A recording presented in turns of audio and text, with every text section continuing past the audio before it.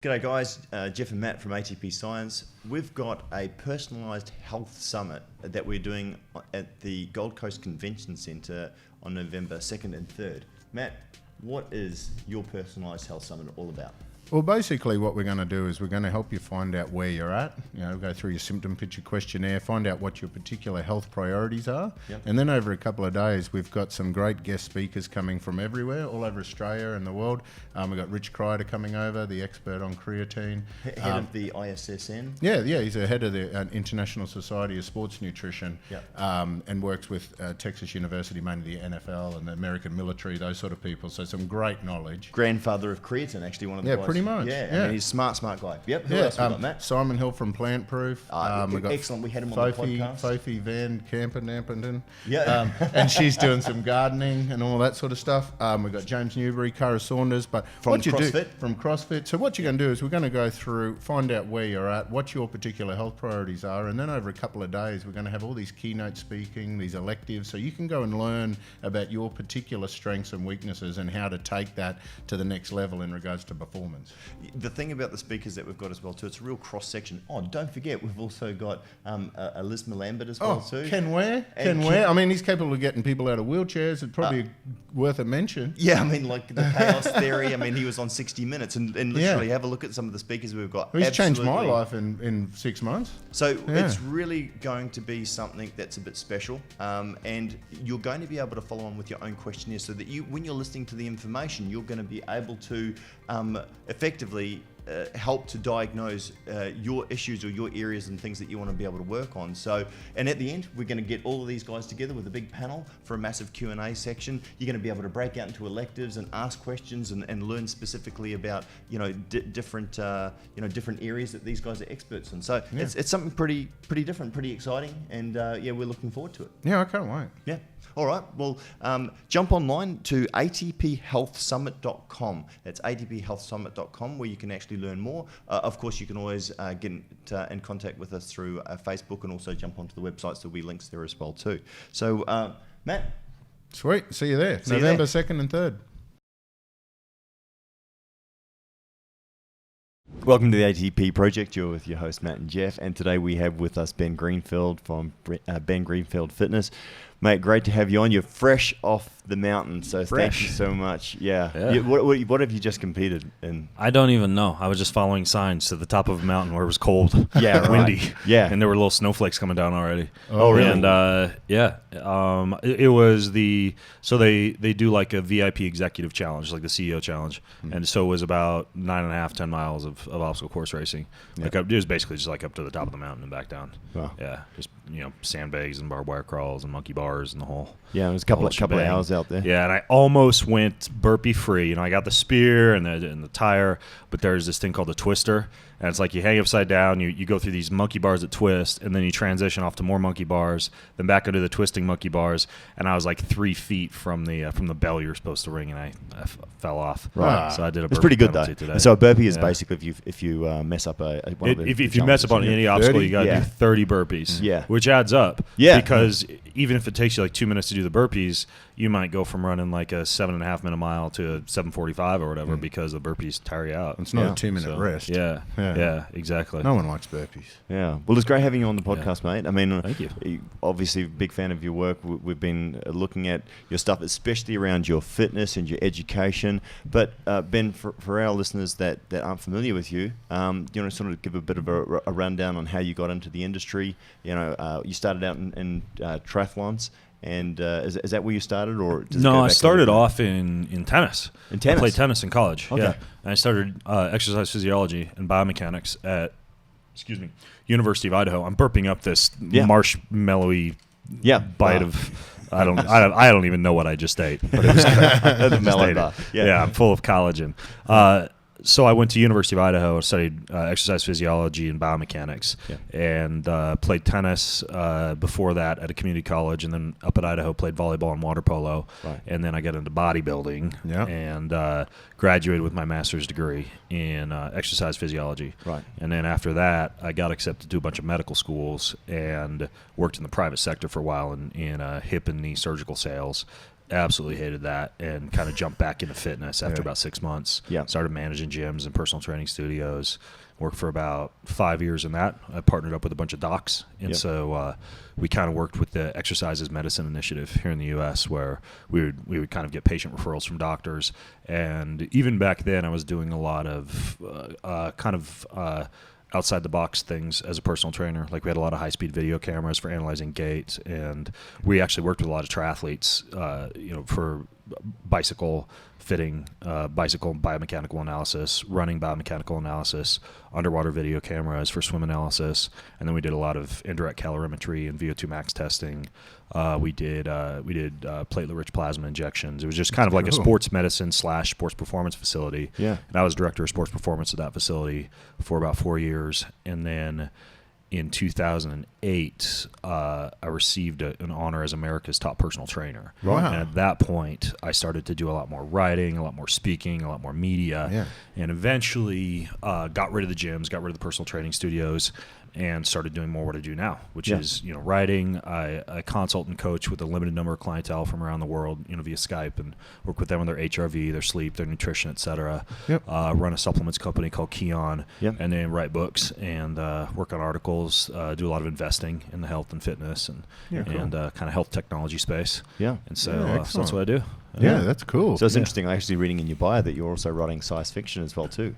Not science fiction, fantasy fiction. Fantasy. Yeah, Oh, fantasy. really? Young adult fantasy fiction. Man, that's what I'm doing. Have you published anything yet, Ben? Or you I published one book last year, and then another one will come out this year. Cool. And I try and weave a lot of what I learn in the health sector, and also in just like, I'm in ancestral living. I bow hunt, and we grow a lot of our own food, and we kind of live off grid up in the forest in Washington State. So I work a lot of survival and health and foraging and fitness into the books as well, hoping that I can teach a little bit to the young adults who are reading the book. It's kind of funny because that's what I'm doing when I grow up. Yeah. So it's going to be so cool. I've written I got most of my stuff organized. I just don't have a story. Yeah. So I just got to think of I've got a tip for really anybody who wants to write a book and kind of have a skeleton, a system to follow, but also write a book that will satisfy the reader, will satisfy us human beings,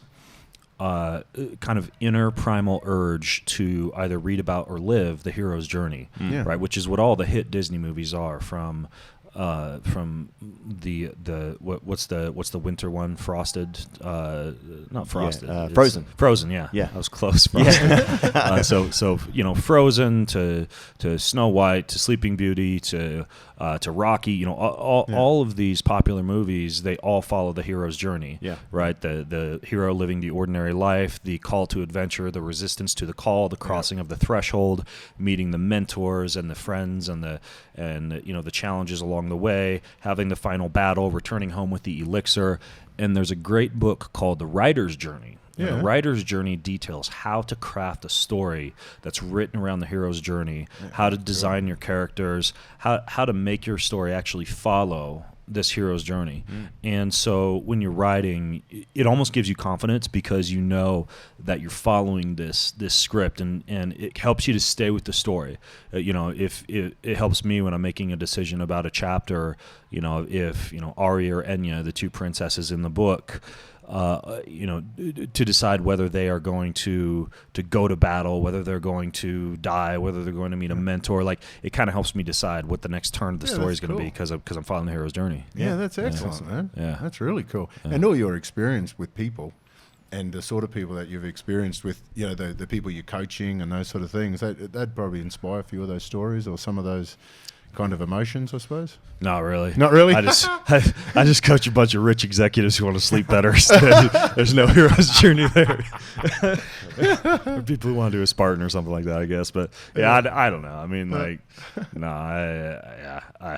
haven't yet made that connection between getting inspiration from my clients for my stories. But my stories in writing fiction, that's like my escape from the real world. From working with people and trying to figure out how to get some exec to sleep better after traveling to China or whatever. Yeah, right.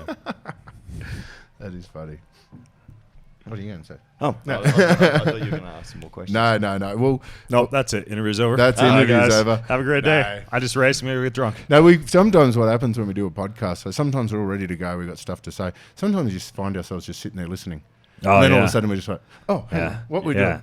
No, one other thing I was really into, when you said before, you said that you started off as an athlete, you went into the bodybuilding, and you did you still do the coaching, and then you got the academic. I personally think that is a very important group of skills to have, because every time you're doing any sort of research or learning something new, you've got all those elements to look at. So you've got the bro, so because you've used things and you know that there's things you've used that work for you, and you know you're passionate about it, you try those things. Then when you become into a coach or a physician or a practitioner, all of a sudden then you're realizing that what works for you doesn't always work for everyone, and that there's a bit of system there. And then when you get into that academic space, it's like, I need to see data. I need to see how well it works across a population, so I know how everything has to be trench tested. I Yeah. mean, like whatever, sodium bicarb loading for mitigating lactic acidosis during a high intensity sprint effort. Yeah, that looks good on paper, but then once you load an athlete and they've got explosive diarrhea halfway through their set of burpees or their snatches or whatever, it's like, oh, that didn't work out quite so well. There was a 400-meter sprinter that did that back in the 90s. He had a very upright running style. The American guy, he won all the records. I think he. Yeah. Do you remember that guy's name? I can't remember. Was it Owens? No, it wasn't Owens. No, I can't remember. no. He blissed everything, but he was a big believer in that. But And the latest studies on sodium bicarb loading, they actually have come back to the drawing board and be like, okay, so it works, but how do we mitigate the gastric distress? Yeah, exactly. And so now they're doing this latest study that came out last week. They used a 19-hour loading protocol, like half a teaspoon every hour on the hour for 19 hours.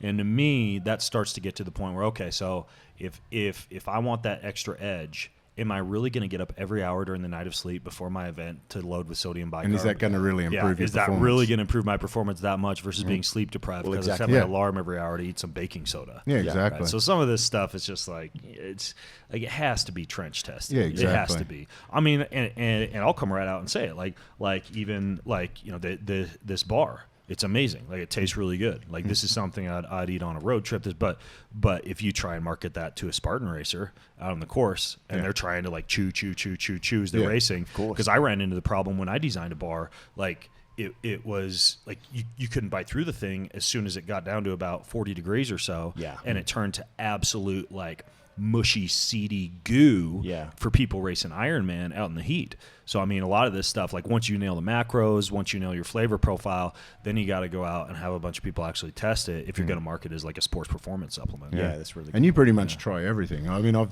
seen a couple of your podcasts, and so you get in, you're your own guinea pig for a lot of these things. Right? So, I mean, you want to know if it actually really works. Yeah. Yeah. I mean, you're pretty... Well, you're not a pretty good athlete. You're an excellent athlete. So, I mean, you're a good person. Well, to be able to determine. I'm an athlete, but let's face it. Like, I'm not. I'm not going to go out and like win world championships tomorrow. But I do like to keep myself in good shape to be able to be relatively fit. How old are you now, Ben? I'm 37. Right. You don't look 37. Yeah. You look about 27. Oh, well, thank you. That's sweet. That skin, his hair's Butter been and nice. coconut. He's come off the serum. mountain. It's the Collagen serum. My serum. Everything. But I mean, in terms of obviously with your triathlete career as well too, you're right up there in terms of at the top echelon of the sport. Oh yeah. I did Ironman World Championship 6 times, and I won long course gold medal for USA in 2013. Yeah. And for a while, the first few years I raced Spartan. I had a few podiums and was a top ranked Spartan. And now I'm just happy to be fit and still able to go out and prove that I'm keeping myself in shape. I'm not just sitting in my mom's basement writing blog posts about peptides. Yeah. It's interesting, actually. I liked you're talking about the peptides. You like the peptides. I think I was actually reading some of your research on them. I think peptides are the future of supplementation and medicine. I mean, when you can precisely the good companies now are actually using amino acid sequencers to actually create very precise sequences of amino acids that target very precise mechanisms of action. So you could use we were talking about before we officially started the kind of things we could slather on our balls, or transdermal delivery of NAD. You look at a transdermal peptide like dihexa I mean, you smear that on the carotid artery on either side of the neck, and it feels like you drank 6 cups of coffee without any of the jitteriness. And you know, I could compare something like that to modafinil, for example. And then, you know, there are other neural peptides like cortigen and penialin, which can actually improve your memory, like short-term and long-term memory recall. There's another one called BPC 157, which is a gut healing peptide that can be taken orally. It's one of the few peptides that can be administered orally, but it can also be injected subcutaneously as a systemic anti-inflammatory. You know, TB 500, that's another one. It can repair myosin and actin fibers, again, systemically. You can inject it subcutaneously, like in the abdomen with an insulin syringe. You know, and then you look at like some of the Russian research on peptides, human clinical data on reduced all-cause risk of mortality with something like a 10-day protocol once a year of the peptide epitalon. You look at a lot of these blue zones that tested them and found that the centenarians have a higher than normal level of this peptide humanin circulating in their bloodstream, and they can now sequence humanin, and you can just do like a yearly dose of humanin. I mean, I think that the barrier for peptides is not a lot of people are going to inject, right? There's millions of diabetics walking around injecting insulin, so people do it. But I think once these things become largely orally or transdermally available, I mean, you guys owning a supplements company, like I've got my eye on that sector right now. Like if Keon could start actually putting out peptide sequences that do what supplements do right now, but with way better bioavailability and way better targeted mechanisms of action, like I think that's one of the frontiers of both medicine and just general supplementation as a whole. With the BJP and the TB C400, is that the BPC 157 and TB 500 are probably the most popular for muscle repair and anti-inflammatory action. I know a couple docs now who are even doing IV administration of that to get even better systemic availability, as well as ultrasound guided imagery injections, like in the same way that you do like prolozone therapy with ozone, or in the same way that you do like a nerve hydrodissection.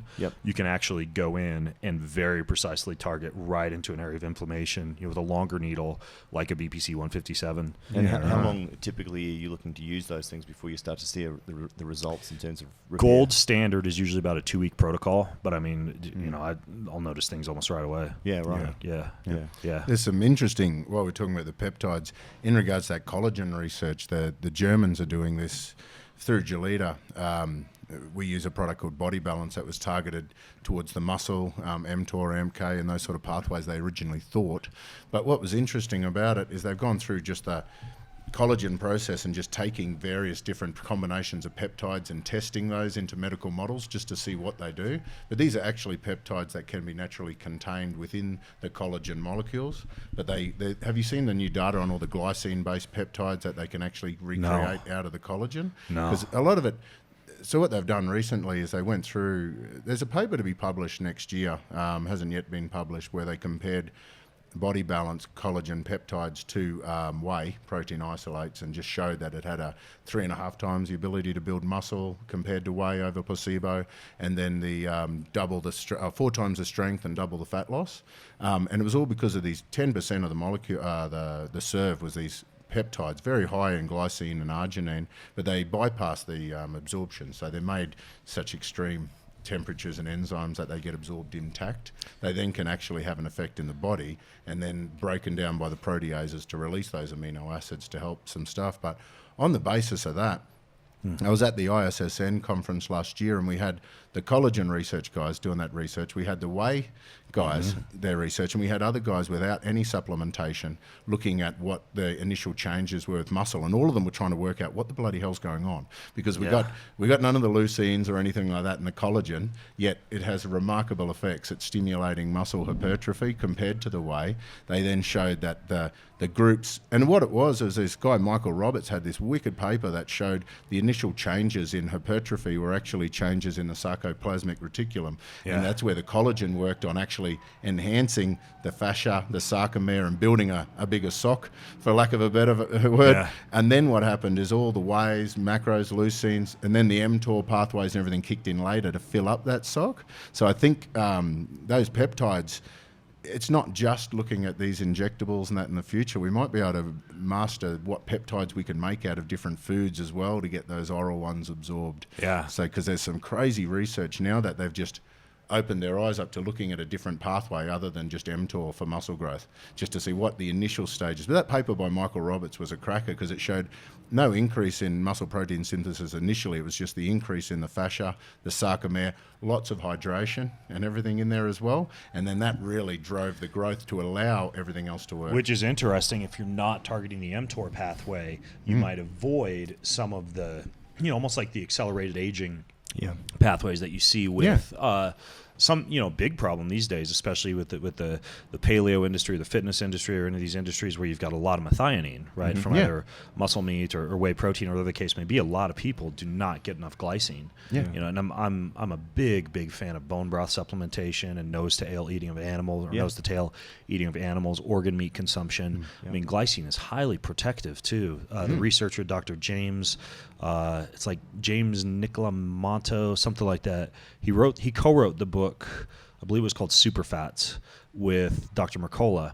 And in that book, he even talks about the protective effect of glycine on the cell membrane in response to like rancid vegetable oils, like omega-6 fatty acids, 20 grams of glycine and or 5 grams of spirulina.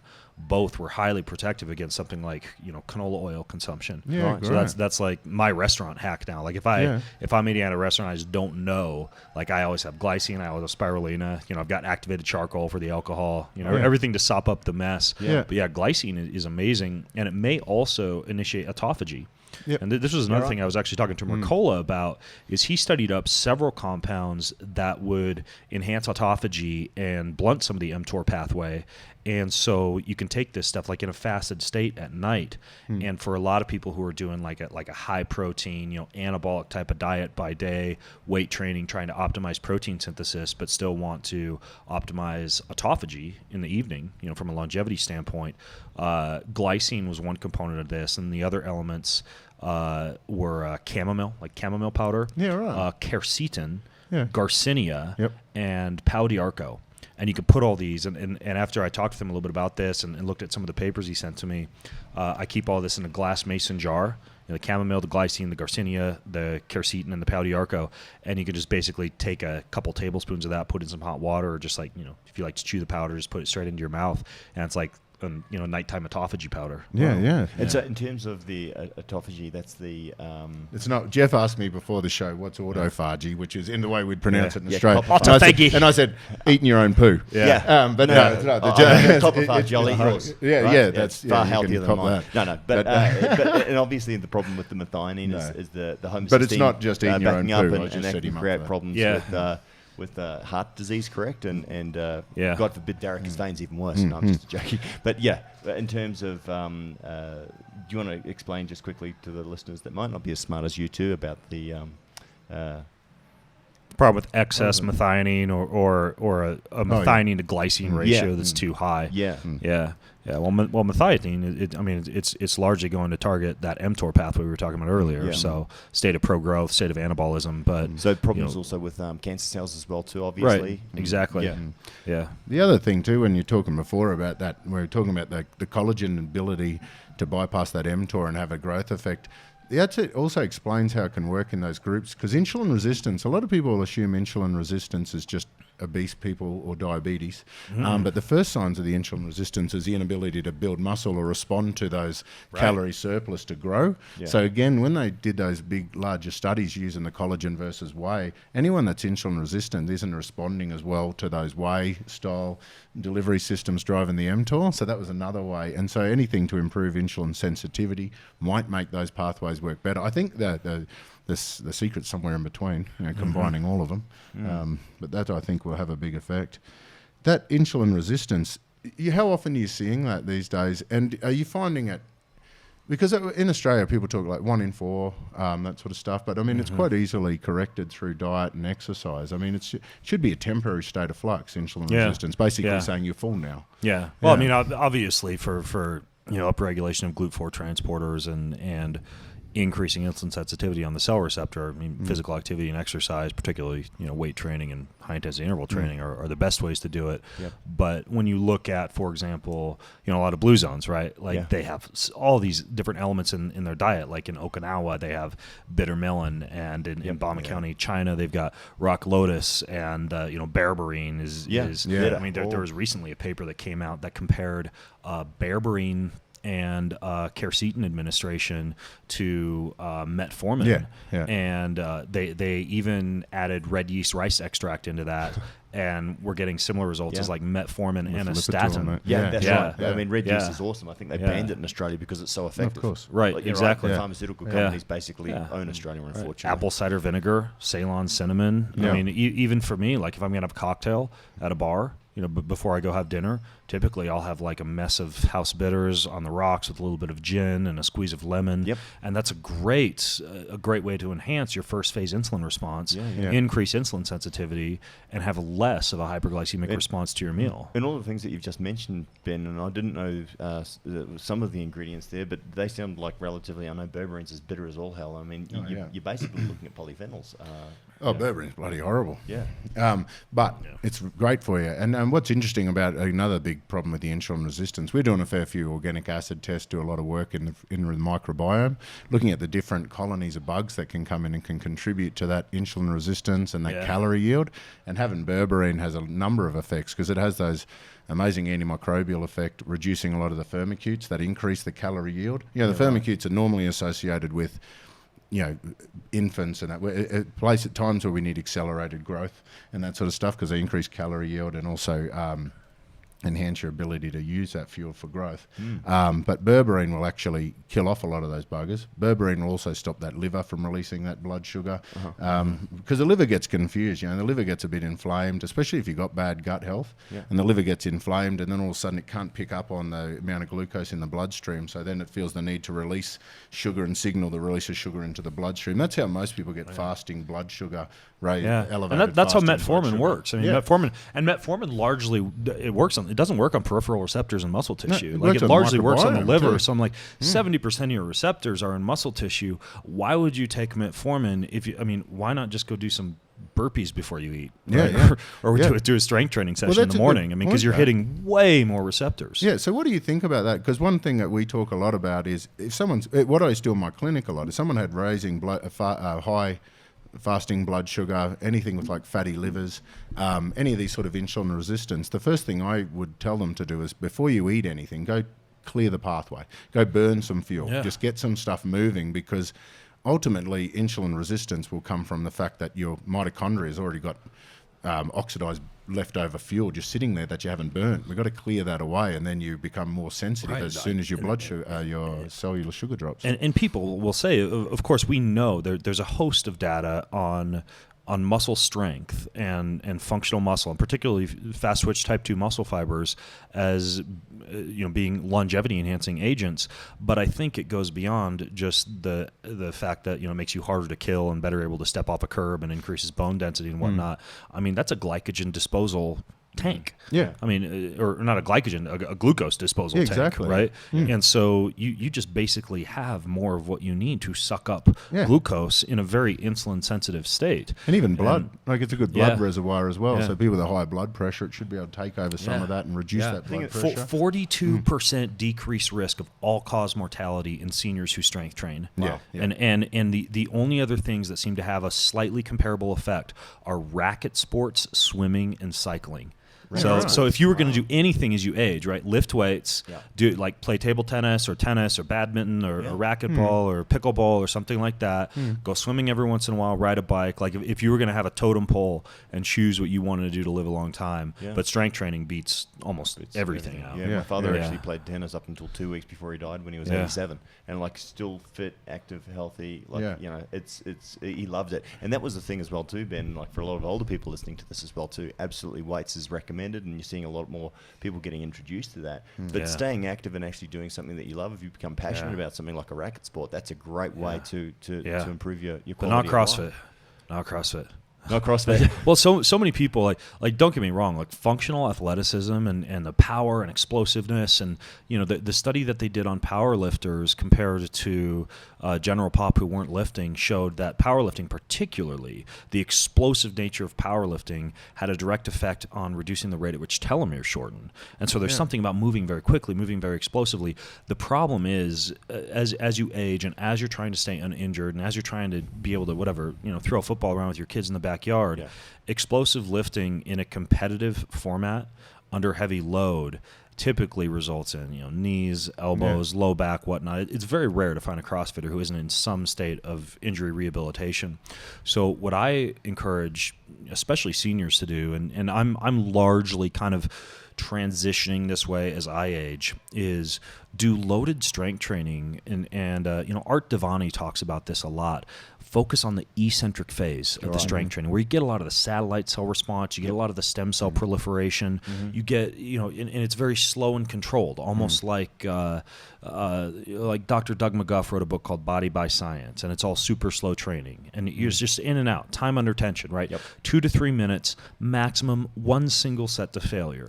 Chest press, leg press, pull up or pull down, some kind of shoulder press, and a row, right? And that's it. You do that 1 to 2 times a week, and you can maintain strength. You get a peripheral blood pressure response, so you get kind of a cardiovascular training response. And then if you want to hit that fast twitch type 2 muscle fiber, then you go and do something like, the New York Times is a perfect example. They published a couple of years ago an article called The 7-Minute Workout, where they actually showed a study about this 7-minute workout. 30 seconds, as hard as you can go push-ups, 15 seconds recovery. 30 seconds, as hard and fast as you can go lunges, 15 seconds recovery. It's a 7-minute workout. And if people, I have nothing against working out for a long time. For a lot of people, that's like your happy place. That's your meditation. I have nothing against that. And the idea, though, is even like the 7-minute workout, just do it and do it 3 times through, right? But what I'm a big fan of is super slow, loaded training with an emphasis on the eccentric phase of the lift, combined with body weight explosive training. And that play some racket sports, swim, bike, do that, and you're set for life. I know what you're going to say. You're going to be talking about Ken Ware. So that's I used to train with, I was always a fat guy, and in this industry, but always overweight. And then, so I always trained with angst and aggression and self-hate and all that sort of stuff. I recently, that's right. Like the Barbarian Brothers, right? And even just like, you look at you see yourself in the mirror and you hate yourself. You do these things, and it was a terrible place. And then, and I hated it. And then I go to see a guy who basically went through and said, no, we're going to just turn this into recalibration. You spend too much time in your brain. We're going to spend some time with your muscles, telling your brain just how they're going and what's going on. So for that, we took the weight right off. We do 10-second reps pretty much. It's really slow, really controlled, just looking for sticky spots, looking for symmetry, focusing on maintaining the load and symmetry. I dropped 45 pound, but actually built muscle in the process and did that since March without actually even thinking about body composition. And I bet you didn't get injured either. No. In fact, before it, I was supposed to get a wrist reconstruction, a shoulder reconstruction, and a knee reconstruction from old injuries, and now I just chose not to do that, and I went through the pathway. Beautiful. And it's just, and it was it was a tremor therapy, involved seizures and all that sort of stuff in the early phases, but now it's just about maintaining symmetry, and it's the ultimate recalibration, because I spend the rest of the time with my brain telling my body what to do. Ken Ware's a special person. Ken Ware. Have you heard of him, Ben? So Ken Ware. His name sounds familiar. So he works on chaos theory, basically. Where does he live? It's Gold Coast in Australia. Yeah, Gold Coast, Australia. He was on 60 Minutes because medical science can't work him out. He worked with a guy, John McLean, I think his name is, who was in a wheelchair for 20 years and then competed in Ironman. When we went down to interview him, I'm just like, my mind was blown, and we went just to interview some random people down there. And I pulled across one lady and I said, "Oh, why are you here?" And she goes, "Oh, my daughter has got severe spina bifida, scoliosis. Scoliosis, sorry. Yeah. She's about to have metal rods put into her back. She's 18 now, so they're going to put the metal rods in. And this was our last chance to see if we could get a miracle." And I said, "Oh, how long you been here?" She said, "Oh, 5 days." And I said, "And how have you been? Have you found this beneficial? Any improvement?" She goes, "My daughter's spine is completely straight. No scoliosis." They didn't put goodness. It's and the surgeons refused. They went to the surgeons and said, "Look, what should we do? Should we do this?" And they said, "Well, it's not what you should. You don't have scoliosis. we can't do surgery. It's as simple as that. Has this guy written a book or anything? Or no, he's working on a few. Yeah, I'll send you all of his data. I'd love to look him up. He's awesome. We'll hook you up because it's quite an amazing thing what he does. But that whole changing that perspective changed so much. An interesting thing about that is I then started looking more in towards that self-hate versus self-love, and then you look at that angst and aggression versus everything else, and I come across all that new data on oxytocin and having a look at how amazing oxytocin is, and then how cool that is that oxytocin then directly links in with that other research that we're discovering around the fascia. And then I learned and then started looking more in towards these estrogen receptors and started understanding this. I mean, if you consider the fact that estrogen itself in a female can, within a 10 days, build enough collagen all through the body to hold an endometrial tissue to get ready for the period or the menses, and then just that sudden drop of estrogen and all of that collagen breaks down. I started looking at that research showing that even women are more predisposed to injuries just when that estrogen's the higher. The amount of ligamental laxity, the amount of collagen they make. Women's feet get longer just prior to ovulation because of the ability to build all this extra collagen. And that's all driven by estrogen receptors. And then I look back at all the bodybuilders that were telling me that they use estrogen blockers coming into comp to dry out the lower back, which was usually just a uric acid water retention in the lower back. But they'll use an estrogen blocker to do that until they flatten out. Until all of a sudden, or until they start getting injuries. And then you go, man, so the importance of estrogen and oxytocin to regulate collagen and fascia is a really interesting era that we're moving into, as opposed to androgens for muscle protein synthesis and anger and aggression and and all that side of things. Tapping into our yin side a little bit more. The love and you get it from cuddles and that sort of stuff. It's something you don't want in your system when you go to buy a car because it makes you very trusting. You don't want to negotiate with oxytocin in your system. But it also increases skin receptor sensitivity. Which is one reason why people like to snuggle after sex, for example, or babies like to snuggle with their mothers while breastfeeding, is because all of those things cause a release of oxytocin. And as a matter of fact, this is a tip for the adults out there. You can actually get intranasal oxytocin spray and use that prior to sex, and it just brings it through the roof. Really? Oh, it's amazing. Wow. Yeah, I use a compounded ketamine oxytocin spray, like on date night with my wife. Right. That's amazing. Yeah, wow. And the ketamine in there as well. Yeah, the ketamine kind of, it disinhibits you a little bit. Yeah. What's a ketamine? Ketamine is traditionally it would be like something used in anesthesia as a mild tranquilizer, and in larger doses as like a party drug. Yeah. But just a little bit intranasally compounded with oxytocin. It's a very, very, very fun. Little the wrong dose you put a horse to sleep. Right. But apart from that, yeah. So that's interesting. And I've been trying to get that oxytocin nasal spray. I got promised one and it never arrived. Yeah. Bloody Steve-o. No. Yeah. So that's really interesting. And then when you're talking about that power stuff, that 7-minute workout, again, in regards to this collagen research, there's another dude, Diego, down in South America. He just published some data on cluster training. And what he did in that instance there, he preloaded everyone with creatine to get that hydration, to create that swelling. And then he does 3 RM whatever the exercise is, with a 20-second break in between to allow for that ATP to regenerate, go again with another 3 RM. They got massive amount of muscle hypertrophy, and again, most of the markers that they found for the initial growth was all in that hydration and the swelling and the stretching of that fascia. And then as soon as 3 RM. Yep. And do you know how many sets? Oh, then they do 4. So 4 sets of 3 reps with 20 seconds of rest in between each. Yep. Creatine loading beforehand. Yeah. Do you know how much creatine? No, they did the 20-gram creatine loading over 3 to 4 days. And then throughout the rest of the study, they maintained that loading with about 3 to 5 grams per day. And do you know what exercise modality they were using for these 4 sets of 3 reps? They were doing deadlifts and squats. And I'll get you all the papers, but it's mainly deadlifts and squats. Yeah, and they were getting massive, and they were measuring all through the quads. And again, but a lot of the markers and the initial changes, again, was all about that swelling and the stretching of the fascia. And this has all led me back to totally being reinterested again in creatine. Now, because we went through that phase where creatine works because it hydrates the muscle, just puts on water weight or makes you train harder, gives you more energy so you can perform better. But now that I'm seeing this importance of the swelling in through that fascia and actually the hydration within the fascia and causing that fascia to swell, and then training for pump. Then I start thinking about that old school static stretching, because a lot of people train for latitudinal pump, but then probably a good opportunity then to do some sort of a longitudinal stretch to get that fascia to be more permeable, and then get that migration of satellite cells. That same swelling is one of the mechanisms of action via which blood flow restriction training works. Which is something I actually do quite a bit when I travel. So you occlude the muscle, upper body or lower body, and it essentially, tricks your muscles into thinking that they're under heavy load and that there's a lot of damage going on. So lactic acidosis causes a growth hormone response. You do not need to use heavy weight. I have bands back in my hotel room here right now. So I travel with the bands. Now, technically, most of the research that's come from Japan on occlusion training uses the very small elastic tubing that is very precisely controlled. The millimeters of mercury of pressure in the tubing is controlled by a handheld device called a Katsu device. But that's like a $1,500 unit. But you can approximate. I mean, you can get BFR bands on Amazon for like $40 or $50.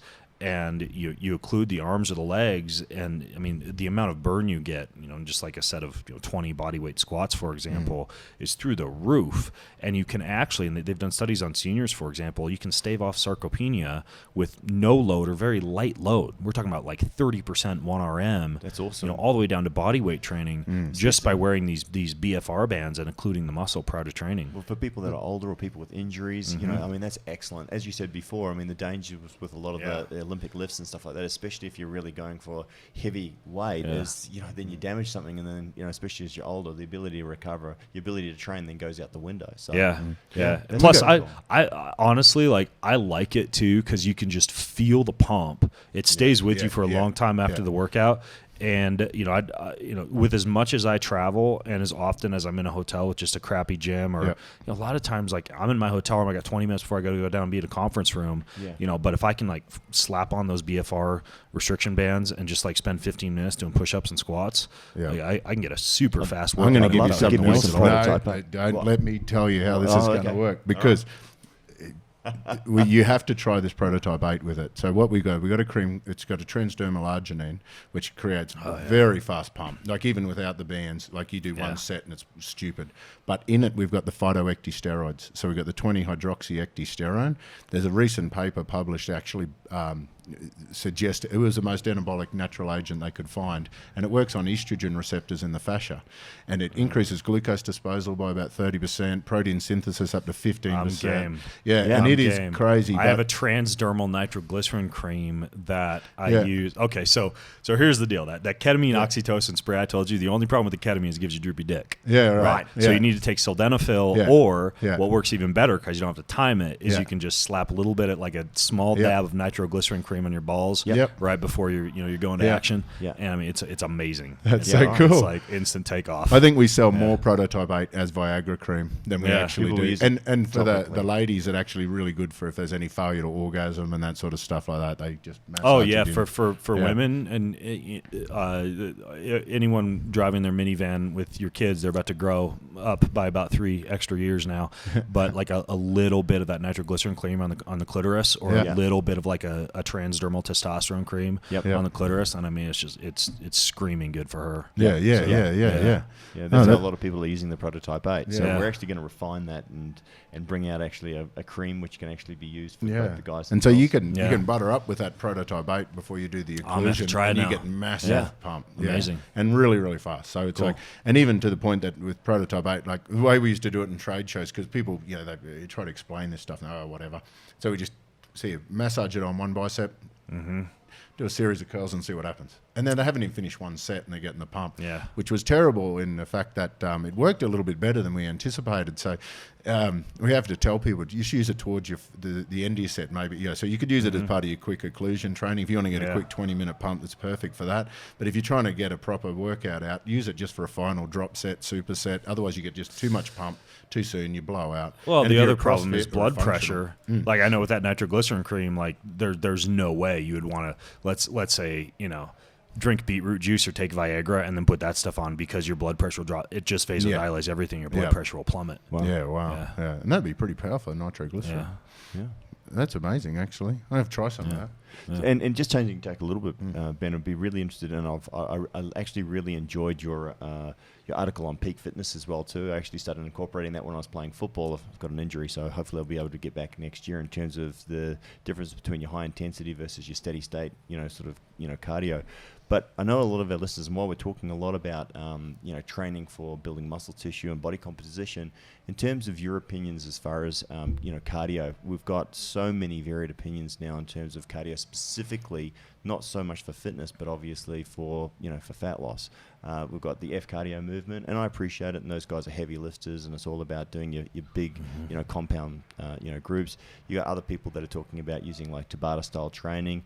In terms of your opinion of someone, and obviously depending on the type of person that you're talking to, whether they're quite overweight or whether they're trying. Right. What's your recommendation for those people? Well, based on the research that James O'Keefe has done on arterial stiffness and increased risk of cardiovascular-related mortality in response to endurance training, what he's found is that greater than about 90 minutes of aerobic exercise per day or greater than about 60 minutes of higher intensity, like moderate to high, still aerobic exercise per day, because it's possible to be anaerobic for 60 minutes. But anything greater than 90 minutes aerobic, low to moderate, or anything greater than 60 minutes moderate to high, you actually see, that's the point at which you see the increased risk of mortality and the law of diminishing returns set in. So that's where you would definitely be playing with fire. And granted, there's many people for whom doing 90 minutes of cardio a day, they just don't have the time of day to do that. Sure. But then you look at a lot of Ironman triathletes and marathoners and cardio junkies. Just laborers too. People work that way too. Yeah. Well, when you're talking about laboring, you are very, very low on the aerobic zone. I mean, we're talking about, typically, even if you're laboring, you're below aerobic threshold. Yeah. Like because, for example, I hunt, and I can hunt for 7 days and be trekking all day and be nowhere near what I would be during a marathon or an Ironman triathlon, nowhere even near that. So what we're really talking about is steady state cardio. Yep. You would not want to do more than 90 minutes of low to moderate or more than 60 minutes of moderate to high on a daily basis. And then it comes down also to just the whole time hacking piece, meaning that when we can activate via, I believe it's the PPAR pathway, that we would activate the same mitochondrial training response via high-intensity interval training as the AMP-K pathway that we would hit with that longer-term aerobic training. It's kind of like two different ways to skin the cat. And you see competitive elite aerobic athletes like cross-country skiers or marathoners or triathletes using a polarized training model, meaning that they do about 80% of their training largely aerobically, with only about 20% spent in that anaerobic threshold and very little time spent in between. Right. And that's a very good way to get fit to compete on an elite level in aerobic sports. But that style of training, because 80% is low to moderate aerobic training, you're talking about training 3 to 4 hours a day plus. And for the average person, that's unrealistic versus just being able to approximate that same type of approach. You're never going to be an elite world champion athlete doing a 20-minute, high intensity interval training session on the bike versus hitting the hills for 4 hours. But you're still going to target the same mitochondrial response. So ultimately, I'm a fan of the high-intensity interval training approach for cardio with occasional bouts of stamina built in, like a long hike every once in a while on the weekends or a bike ride. But where I think the magic lies for the average person is hacking your workplace environment, standing treadmills or standing workstations, treadmill workstations, Pomodoro breaks where you're swinging a kettlebell or doing a few pull-ups, basically making your environment such that during a typical day of work, you feel as though you're engaged in this very low-level aerobic cardio during the entire day. Yeah. And then if you put the cherry on top of the cake with a little bit of like a high-intensity interval training session at the beginning or the end of the day, or a little bit of like that super slow training we were talking about, or the blood flow occlusion training or something like that, you're really just taking a brief dip into just enough to spark that mitochondrial response, enough to spark that satellite cell response, a little bit of hypertrophy.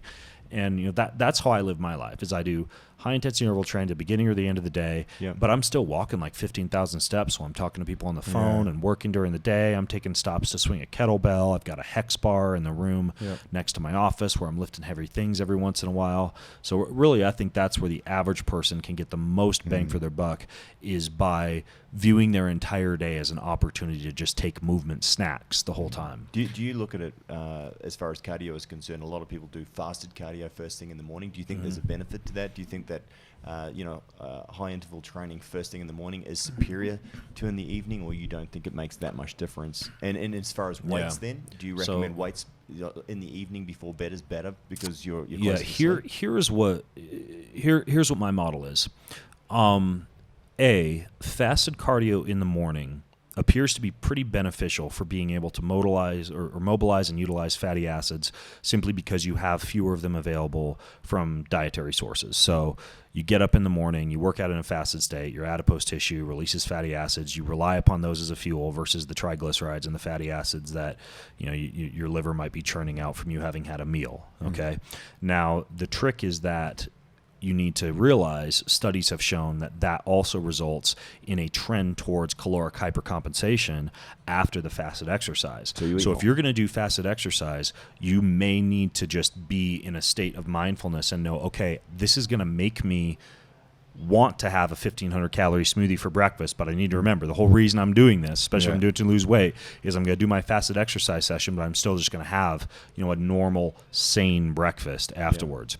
Now, I like that scenario of an easy walk in the sunshine, or a little bit of yoga, or some kind of fasted aerobic exercise in the morning, because your body temperature peaks, your testosterone peaks, your post-workout protein synthesis peaks, your grip strength peaks, all in the afternoon to the early evening. So if you have the luxury of time in your schedule to be able to save your high-intensity interval training or your weight training for the evening, you're going to be able to get more bang for your buck out of it when you do it then. And furthermore, related to what we were talking about in terms of muscle being a glucose disposal sink, you also are timing one of the best things you can do for insulin sensitivity and upregulation of glucose transporters right before the one meal of the day that tends to be, for most people living in a westernized society, the meal that has the most amount of unpredictability. Dinner, right? Dinners, when we go out to restaurants, when we might have more carbohydrates, when we might have alcohol, when we might have dessert. So it's really beautiful if you can save that hard, insulin sensitizing exercise session for the afternoon to early evening, because if you're like me, we were talking earlier, you asked me if I was in ketosis, and I said I don't pay that much attention, but frankly, I'm in ketosis most of the day because I save all my carbs, right? Like my sweet potatoes, my yams, my rice, my wine, my dark chocolate, all that stuff for the end of the day when I can sit down with my family, have an amazing meal. I've done my strength training. I'm guilt-free, and I wore a Dexcom continuous blood glucose monitor for a whole year. And, I was easily back down into normal blood glucose levels within 2 hours after the evening meal when I used the ketone monitor, the blood, it's the Keto Mojo. I was in ketosis the next morning. And so it's almost like this cyclic ketotic approach to eating where you wake up, fasted aerobic exercise, and mitigate sugar consumption during the day, exercise in the afternoon to the early evening, have your carbohydrates at night, rinse, wash, repeat, and that works well for a lot of people. Just a clarification on that. So you recommend a steady state, or you still recommend first thing in the morning, or you still fine with a 20-minute HIIT training session? First thing in the morning, if you can, I like just easy aerobic. If your schedule dictates that by the end of the day you're going to be so cognitively fatigued and tired from work, there's no way you're going to want to hit the strength training or do high-intensity cardio. eat the frog. Sure. Do the hard thing in the morning. Yep. But if you have the luxury of time and you can arrange your schedule so that you can just go for an easy walk fasted in the sunshine in the morning, I always finish up with a little cold shower or cold soak to kind of mobilize those fatty acids even more, stabilize insulin levels even more. As a matter of fact, wearing that continuous blood glucose monitor, the number one thing that kept my blood glucose low the rest of the day was starting off the day by getting into a cold state. Is that right? Yeah. So that's really cool. So It's just just Ferris was talking about the bath. I mean, thermogenesis. look, you know, and a lot of people. I don't do the bath. I'm not going to buy ice bags and dump them in the bath. But what he said was really cool is that even going for a half a liter of ice cold water and then actually putting like an ice necklace around the night, that was, I think, I can't remember exactly, but almost 60% as good as having an ice bath. Now, for the average person, they're probably prepared to do that, whereas I'm not prepared to jump into an ice bath. You know, there are companies like Cool Fat Burner, like they make a vest and a device you can wear. For me, because Ray Croneiss in his research on the metabolic response to cold thermogenesis, he showed that all you need to do is be at 55 degrees or less, which for most people, 55 degrees Fahrenheit is a cold shower. Right? So you can stand in the cold shower for 2 to 5 minutes. You don't have to buy ice bags and dump them in a tub and do this whole Wim Hof thing. Like all you need to do is just get a little bit cold. Even that when we're doing that research for the AMP-V, the peppermint was an interesting thing because the peppermint actually tricked the nerves in the liver to thinking you were cold and actually induced hepatothermic ability. And that's one of the ways it could help to mobilize fat. In Ayurvedic typing, in Ayurvedic medicine, if you tend to be someone who has a cool personality, like one of the things they tell you to avoid is mint because it's such a cooling agent for the body. And anything. And now when you're talking about that strategy that you used there, that's pretty much the same strategy that I started using for people with polycystic ovarian syndrome. And then my main objective in that syndrome was to avoid insulin exposure. So I figured their big problem is they just start this cycle of carbs and insulin all day, and then they have all day exposure to insulin. So what we do is we keep the carbs out as much as possible, keep them in that insulin-sensitive, glycogen-depleted state, give them that opportunity to reload at night, have a good night's sleep. They get that one big insulin spike, but they only get that small exposure to insulin in a 24-hour period, and that makes a massive difference in with the polycystic ovarian syndrome. And that works. That does work. Well, and you're saying as well too, in terms of obviously when you're doing that cardio in the morning and you want to have that big food, intake of food because your body's kind of demanding it. And again, without product flogging too much, but the AMP is fantastic for that because not only does it help with obviously regulating the body's utilizing burning fat, but also has the feeling of satiety as well too. So it sort of puts that blunter on there with, again, as you say, being conscious as well. My trick is sparkling water. Yeah. Like sparkling water with stevia. Like I drink Pellegrino, like these big glass bottles, and like good organic stevia. You know, it doesn't have the sugar alcohols and the maltodextrin in it. Like in the U.S., Omega Organics, like they make a really good organic stevia. So I do that, or Zevia soda. Zevia is great. I get like the cream soda flavor and the ginger root beer flavor. So for me, you know, after I've had my, you know, I've broken my fast in the morning, done my fasted morning cardio, cold shower, I have a little smoothie, you know, and then I only eat 3 times a day. I don't snack at all. And so, you know, I'll wait 4 or 5 hours before I eat again. But for me, the appetite satiation, especially because I'm aware of the caloric hypercompensation, how many calories I'm putting into that smoothie, I do the sparkling water or the stevia-flavored soda, and then I chew gum. I like chew xylitol gum. Sometimes I'll chew nicotine gum, you know, for a little bit of a pick-me-up. And I can go all day without eating. So I appreciate we're probably running out of time, but I want to ask. Are we? Yeah, I know. This is great. But I want to know, Ben, in terms of just really quickly, what do you eat through the day? I mean, you're lean, mean. You're competing at a high level. You're ripped. So what do you eat? Largely whole food diet. You know, so I hunt most of our meat. So I bow hunt. You know, so we've always got we've got deer. We've got turkey. We have a lot of wild caught salmon. I order in the U.S. from a company called U.S. Wellness Meats. A lot of organ meats. So I get a lot of like head cheese and Braunschweiger, some cuts of ribeye, things like that from them. So. Always, we've got a lot of wild meat around. We have 6 raised vegetable garden beds, so we've got a lot of fresh veg. However, my personal diet is as follows. In the morning, I have a smoothie, and the smoothie is the one meal for me that's like not real recognizable food. You know, it's coconut milk, bone broth, collagen, sea salt, typically some kind of a meal replacement powder or a protein powder. My stomach doesn't do as well with whey, so typically it's like a pea or a hemp or a rice protein or like Thorne Mediclear or something like that. And that's all blended up with the coconut milk, with ice, with some bone broth, with some stevia, with some sea salt.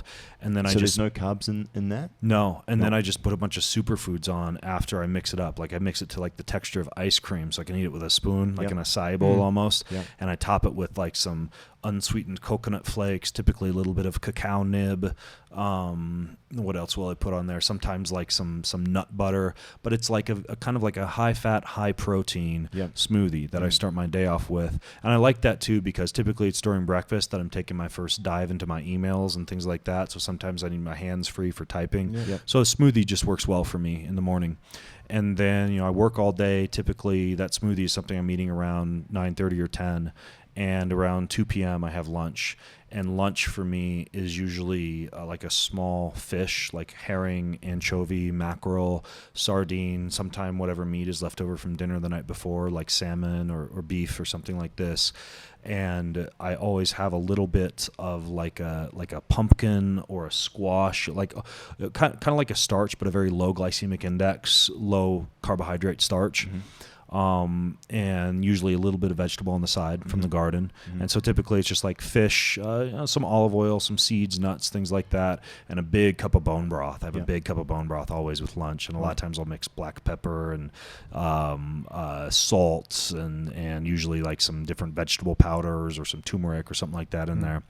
And then nothing until dinner. And then dinner again is just like some organ meats, typically some sweet potato or some yam or purple potato. I'm a big root vegetable guy for most of my carbohydrates. Right. Sometimes I'll put a little bit of raw honey or something like that on there. I'll have a glass of wine, usually a little bit of dark chocolate or something like that after dinner. Red wine, white wine. Sometimes a little bit of berries. What's that? Red wine? Yeah. Like organic red wine. So stepping back big picture, I eat a largely nose-to-tail carnivore-esque diet, working in tubers, raw honey, bone broth, wine, and coffee. And then in the morning, I have that smoothie. And during the spring and summer when we're growing our vegetables, I'll kind of add in some plant matter to that carnivore-esque diet. Do you have coffee in the morning as well, too? Yeah, I always have a big cup of black coffee in the morning. Yeah. Okay. Big cup of black coffee in the morning, a glass of wine or a little bit of like the bitters with some gin or vodka at night. And do you do anything specific after you do like a heavy weight training session? Do you put in anything at that point in time, or do you just wait for your evening meal? No, I don't. I don't. I fast. Yeah. I mean, like, I'm still pretty hungry after I weight train, but I feel like I do best on 3 square meals a day with no snacking. And I kind of like to be hungry. It kind of lets me have my edge. Like I probably just burnt I was out there 2 hours on that course, probably at about 1,100, 1,200 calories per hour intensity. So I already burnt 2,500 calories, and all I've had today are 2 scoops of yogurt with a little bit of dark chocolate. So that was about 200 calories, a little wafer out on the course, which is 100 calories, and whatever you guys just fed me. So I'm at probably a 3,000 calorie burn right now, and I've had 500 calories. It's 11:30. It keeps you sharper. It's the it best way keeps for me your brain, your ketones and that sort of stuff are the preferred fuel. I sometimes like to be hungry, and if I was a high school football player trying to put on 20 pounds, I'd be mowing down amino acids and protein and stuff post workout. But I'm trying to strike the balance between performance and longevity and staying lean. So that 3 square meal a day works for me. That's excellent. Matt, I think we're running out of time. Not only that, Ben had the whole podcast has kind of been squatting after running. I'm totally going to be foam rolling after this. I'm staying over at Squaw Valley Lodge, and the gym has foam roller, so I'm making love to that thing after this. Well, mate, we really appreciate you coming. But we have to do more, because I want to talk all about the nootropics. I want to talk about there's so much I want to talk to you about. So we have to do more of these. You guys ever interview people on Skype or anything like that? Yeah. We can hop on Skype again. It'd be fantastic. And, cool. I'm down. As I said, I know that you've got a good following in Australia, actually, because I talked to a few people and Ben Greenfield, know who Ben is. I've never been to Australia. It's like when I used to race triathlon, everybody's like, "Come to Australia, do it," and it never happened. And I've never put together the pieces, because it's a long ways to go. If I come to Australia, I want to do some talks. I want to make the most out of the journey. But I would love to go someday. Well, we love to come down. We do an annual summit where what we do is we get our friends and people like yourself that are Ben's our experts friend. and that sort of stuff. What was that about? Friends and Ben. Friends, and then Ben can come too. No. So what we basically do is we create a weekend where people at the start, they go through a series of questionnaires and just different ways of investigating themselves to work out what their health priorities are. And then over the weekend we have different guest speakers and that sort of stuff that you can direct your own journey to what you want to learn. So you can make the learning experience more relevant to you and what you need. So that's the sort of thing that we'd love to get you involved in. I think that'd be excellent. Sounds cool. And we bring like Ken Ware and all those other guys as well, so you'd fit in perfectly. Sounds cool. Yeah. It's got to be absolutely amazing for me to make the 18-hour journey. Oh, yeah. But Yeah. It will be. I'll do it. Yeah. I'm down. Mate, Try anything once. Thanks again, Ben. Really good to have you on. Actually, it's one of the podcasts I've really been looking forward to, and it certainly didn't disappoint. Thanks. Man. I really appreciate the knowledge and what you bring to the industry. I'm glad I didn't die up on top of the mountain so I could make it here in time. I would have been hanging for a long time. But, mate, thanks for coming. Mate, you go and get your foam roller and whatever else that you need to. Go have a shower as well, too, you poor bastard. And I appreciate that. Literally straight off the hill. Steak and a foam roller. And thanks again, and would love to catch up and do some more podcasts with you. Word. It's been fascinating. We'll do it. Yeah. All right, guys. Thanks. All right, thanks, guys, for listening. Matt and I will be back with more of the guys from Lake Tahoe later on. Cheers.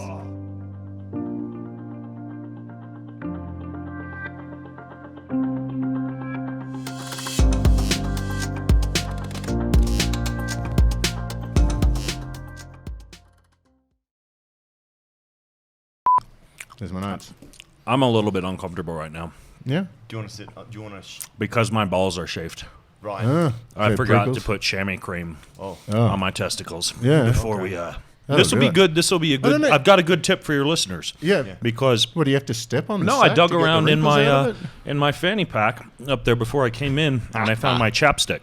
Yeah. And it was CBD infused chapstick. So right now, as we're talking, I'm absorbing CBD chapstick through my testes. Wow. And it's better than the CBD menthol cream on my nuts. Yeah, I can imagine. I'm glad you I didn't did that try one time. Capsaicin based. Yeah, I did that one time. They call it embrocation cream. It warms you up before a cold event. You put it on the muscles. Yeah. And I put it on before a triathlon. And then I went in the porta potty right before the race, and I wiped my ass. Yeah. And I got that stuff all over my balls. Did you run fast? I think I swam How was faster. your time? Yeah, that's what I was swam just faster. thinking. I thought we were recording this whole time. No, but we are. But I want to do the actual intro. Oh, there's the actual Yeah. intro. Oh, the yeah, actual there's intro. the All right. actual- Well, we got to save what we just recorded. For No, sure. we've got it. Yeah, absolutely. Yeah. That's good information for people about the balls, especially. Yeah, I think so. There's so many people are going to stop putting oregano on their Well, balls now. before you do the intro, They're like, I thought that's why it burns. I do have one question about that before we get into Okay. the podcast because I don't understand how you could shave a sack because it's so wrinkly. Do you have to like step on it to pull the wrinkles out and then like shave up, or how do you shave a ball sack?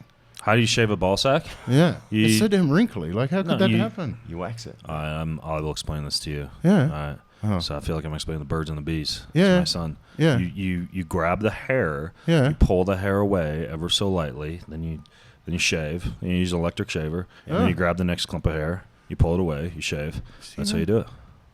Yeah, I was going from totally the wrong angle. Yeah. Do not use a Bic. Oh. It's not gonna work. No, but that's where I went wrong. Yeah. You got to use Yeah. a little. Yeah. It takes a while to heal. Yeah. Yeah. Or you could just use Nair. Yeah. Oh, that's way too stretchy. Yeah, no. Anyway, I don't think all right. All right. You ready?